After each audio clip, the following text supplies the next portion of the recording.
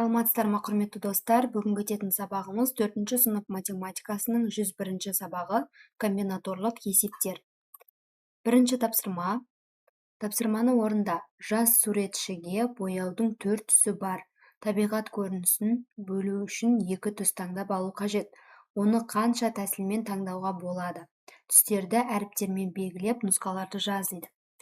Демек, мына жерге қызыл, жасыл, сары, көк түсініп берілген екен. Алдымен оларды жазып белгілеп алайық, иә. Көк түсті көкпен, қызылды қызылмен, жасылды жасыл, сарымен, сары түспен белгілеп шығам, жарай ма? Сонда мен бірден шешуін жаза салайын. Шешуі жерге көк, қызыл немесе көк, сары болуы мүмкін, иә? Немесе көк, жасыл. Осылай белгілеп аламыз, иә? Көк, жасыл, немесе олар қызыл, сары, немесе қызыл, немесе олар қызыл, жасыл болуы мүмкін, иә? Жасыл, немесе жасыл, сары. Осындай тәсілдермен таңдауға болады екен. Ал енді бізде қанша нұсқа болды? 1, 2, 3, 4, 5, 6. 6 нұсқа болған екен, иә?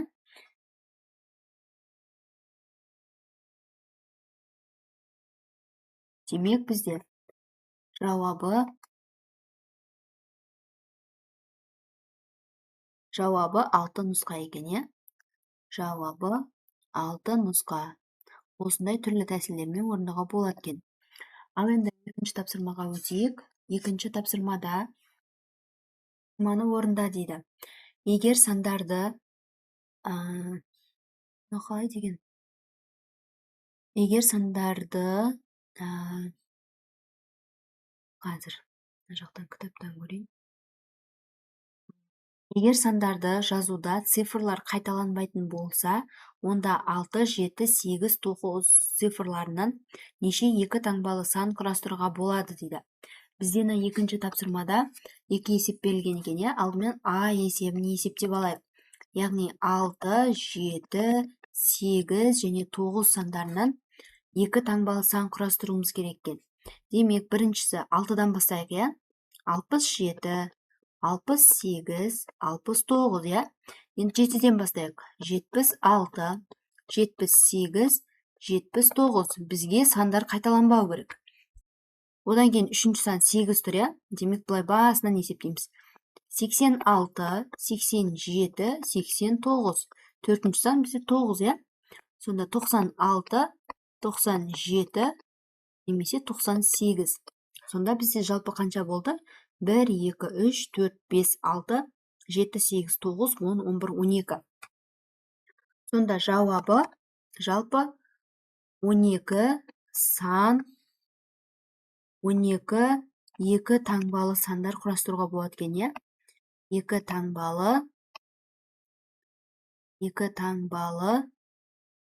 сан құрастыруға болады екен, иә? Құрастыруға болады екен. Ал енді Ә есебінде егер сандарды жазуда цифрлар қайталанатын болса, бұл жерде уже қайталанатын болса, онда 1, 2, 3, 4 цифрларынан неше 2 таңбалы сан құрастыруға болады дейді. Демек, қайталанатын болса, бір санды 2 рет қайталап жазуға болады екен. Демек, бізге 1, 2, 3 және 4 сандарын берген, иә? Алдымен 1-ден бастайық. 11, иә, қайталанады. 12, 13, 14. 2-ден бастаймыз. 21, 22, 23, 24. 3-тен бастаймыз. 31, 32, 33 және 34. 4-тен бастаймыз. 41, 42, 43 және 44, я? Ал енді барлығын санайық. 1, 2, 3, 4, 5, 6, 7, 8, 9, 10, 11, 12, 13, 14, 15, 16. Сонда жауабы жалпы 16 екі таңбалы сан құрастыруға болады екен, я? Бұның барлық жауабы болды. Енді келесі тапсырмаға өтейік. Келесі 3-ші тапсырмада, аяқтан кітаптан оқи салайын, я? Арман суреттері бар фишканы 3 рет лақтырды. Арманда күн мен кемпірқосақ суреттерінің түсу ретінің неше нұсқасы болуы мүмкін дейді. Алдымен кемпірқосақ және күн, я, екеуі екен. Алдымен цифрларымен жазып шығайық. 3 рет лақтырған екен. Демек 1, 2, 3 рет лақтырады. Ол қалай түсуі мүмкін? Мысалы, бірінші дейік. Бірінші түрі. Мысалы, күн түсуі мүмкін. 3 рет лақтырғанда да күн түсіп қалуы мүмкін, дұрыс па? 3 рет лақтырса да күн түседі дейік. Немесе күн түседі, кемпір қосақ түседі. Кемпір қосақ, я? Немесе күн түседі, кемпір қосақ түседі. Бір қосақ түседі, немесе күн түседі. Немесе, бұл екінші тәсіл, үшіншісі, төртіншісін көрейік. Немесе күн түседі, кемпір қосақ,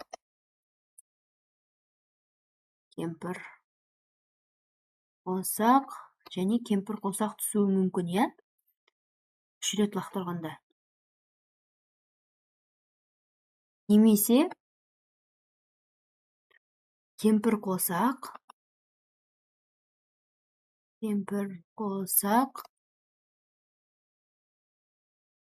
және кемпір қосақ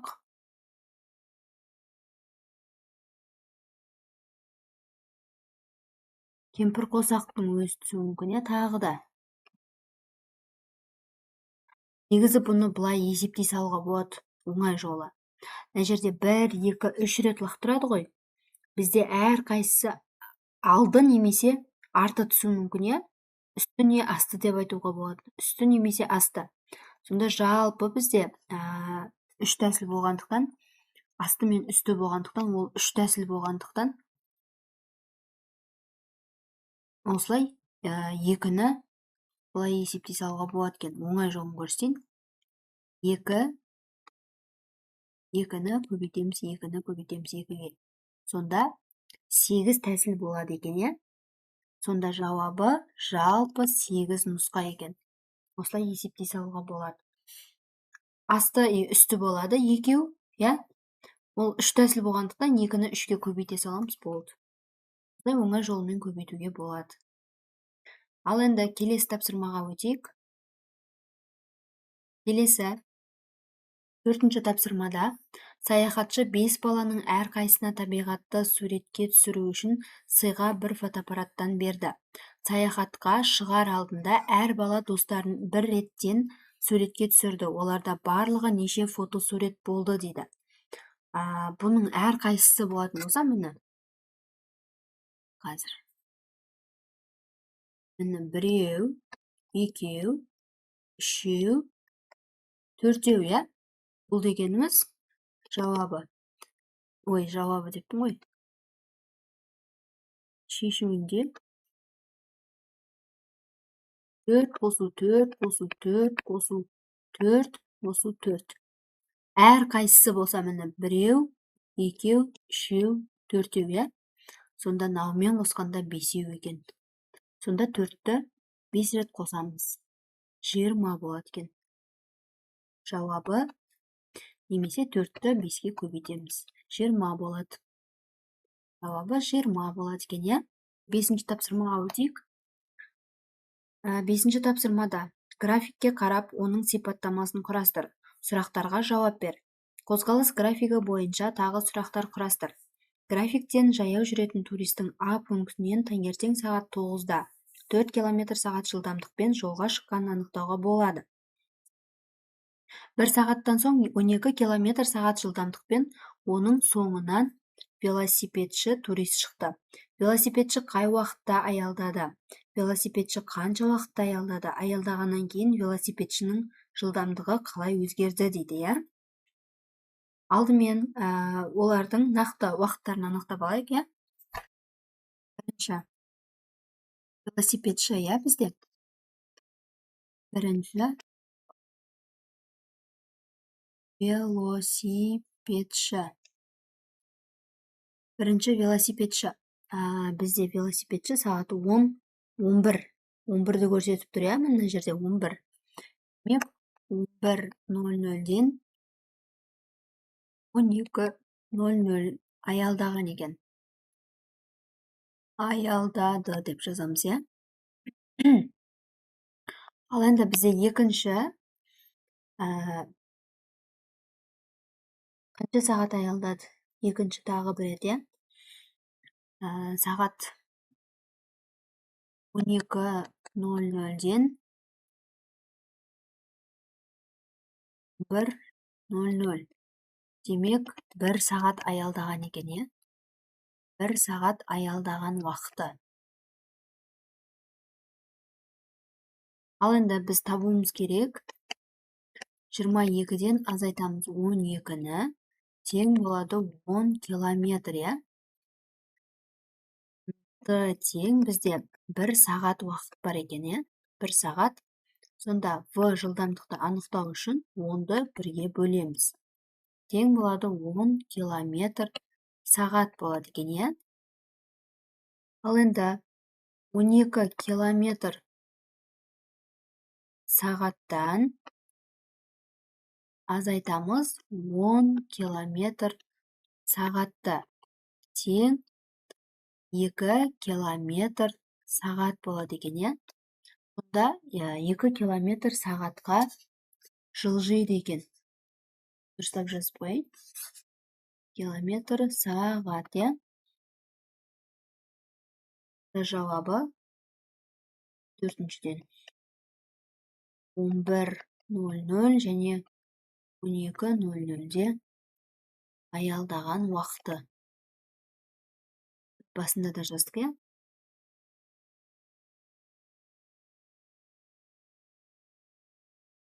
Бірінші қай уақытта аялдады? 11:00, 12:00 аралығында аяқтады, иә. Ал велосипедші қанша уақыт аялдады? 1 сағат аялдады, иә. Оны да таптық. Аялдағаннан кейін велосипедшінің жылдамдығы қалай өзгерді дейді. 2 километр сағатқа өзгереді екен, иә. Өзгерді деп жазып қойайық. Жауабын алайық. Ал енді келесі тапсырмаға өтейік. Келесі 6-шы тапсырмада сызбалар бойынша есептер құрастыр. Осы есептер бойынша құрылған өрнектер нені білдіретінін түсіндір. Бұлар кері есептер бола ала ма? Тағы да кері есептер ойластыр дейді, иә. Бізде А және Ә есебі берілген екен.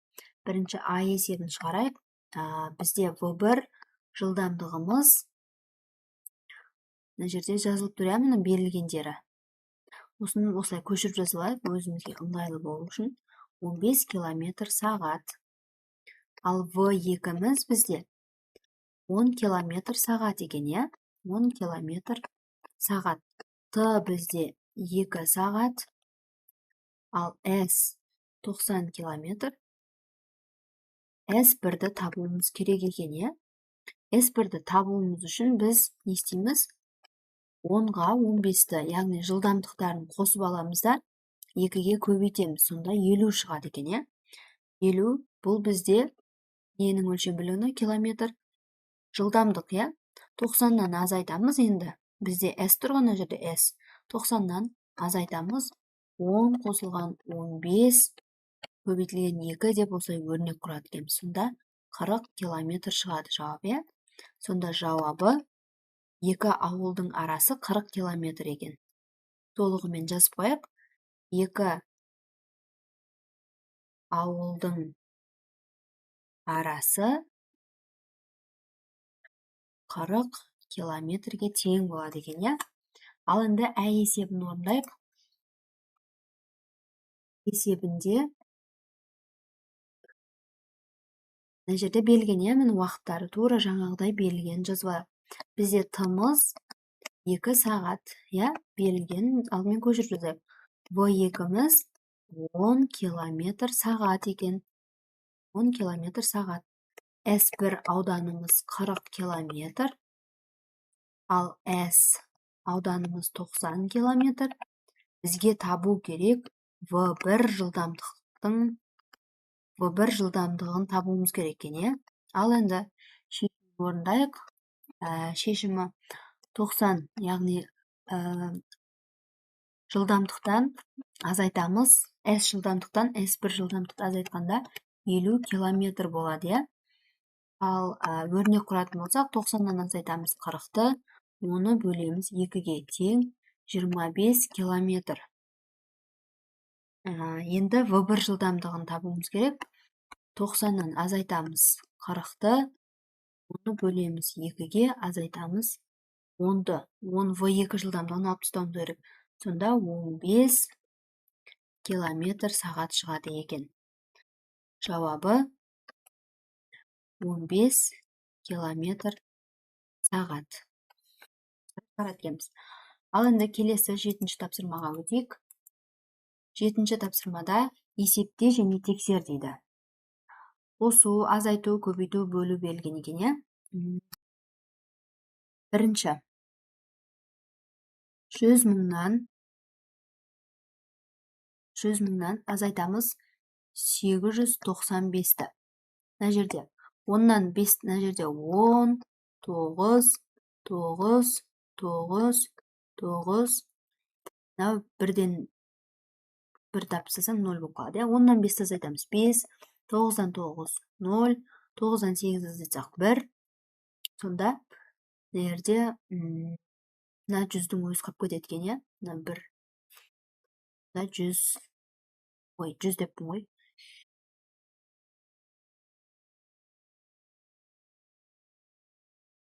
Мына жерде 9 мен 9, 99-ның өзі түседі, енергемін. 99 мен 105. Енді 99 мен 105-ні екеуін қосатын болсақ, насанның өзі шығады, иә? Келесі екіншісі 325.854-ге қосамыз 546.000 қанша дейді? 879. 4-ке 9-ды қоссақ 3 болады. 1 ойда 5-ке 7, 12.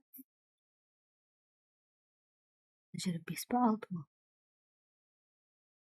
Бұлай екен ойна. Тапта 6 деп қойыпты.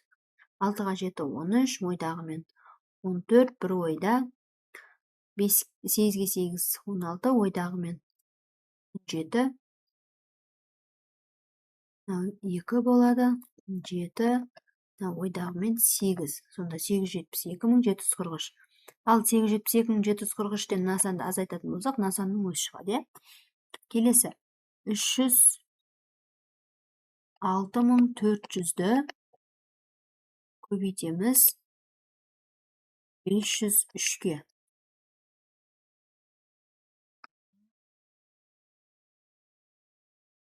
Мен бірден жауабын жаза салайын, иә? Уақытым азайып бара жатыр екен.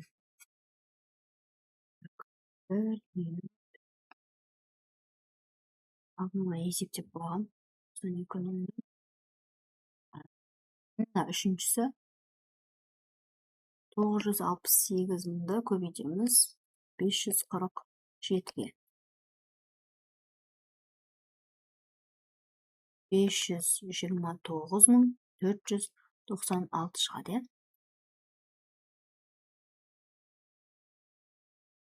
Бесіншісі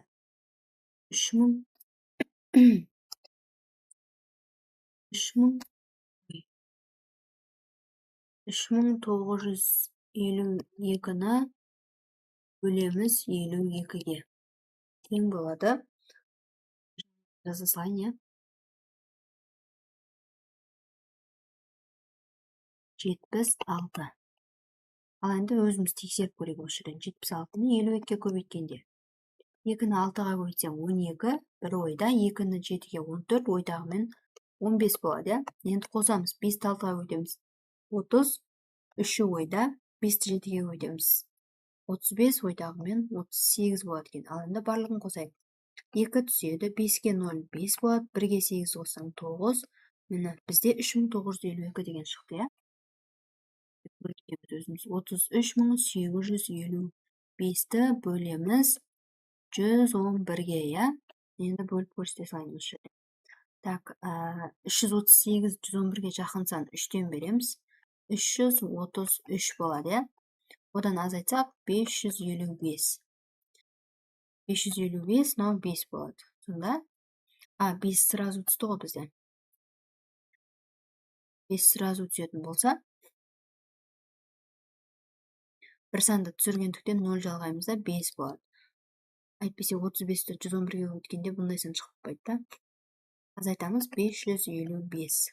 Сонда 0 болады, я. Демек жауабы 111-ді 305-ге көбейткенде бізде 33.855 шығады. Ал енді келесі тапсырмаға өтейік. Келесі тапсырмада кітапханада ерекше жануарлар туралы кітаптарды 4 бала таңдады. Олар 5, 8, 13 және 15 жаста. Балалардың аты Айна, Бауыржан, Шолпан және Күләш. Олардың біреуі балабақшаға барады. Айна Бауыржаннан үлкен. Ал Айна мен Шолпанның жасының қосындысы 3-ке бөлінеді. Сонда әр баланың жасы нешеде екен? Ең алдымен балдардың атын жазып шығайық, я. Біріншісі Айна, я. Айна, Бауыржан, Шолпан және Күләш. Ал енді олардың жастарын анықтауымыз керек. 5-те болуы мүмкін біреуі, тағы 8, 13, 15 жастар, я. Бізде жазылған, олардың біреуі балабақшаға барады екен. Бірақ қайсысы екенін білмейміз. Айна Бауыржаннан үлкен дейді. Бауыржаннан үлкен. Демек, Айна 13 или 15 болуы мүмкін, я. Ал Айна мен Шолпанның жасының қосындысы 3-ке бөлінеді дейді. Мысалы, 13-ке 15-ті қосайық, 28 3-ке бөлінбейді, я. Сонда 15 болмайды екен. 8-ге 13-ті қосайық, 8-ге 13-ті қоссаң 21, 3-ке бөлінеді, я. Демек, Айнаның жасы 13-те екен. Келесі. Қосындысы 3-ке бөлінеді. Сонда әр баланың жасы нешеде дейді. Олардың біреуі балабақшаға барады.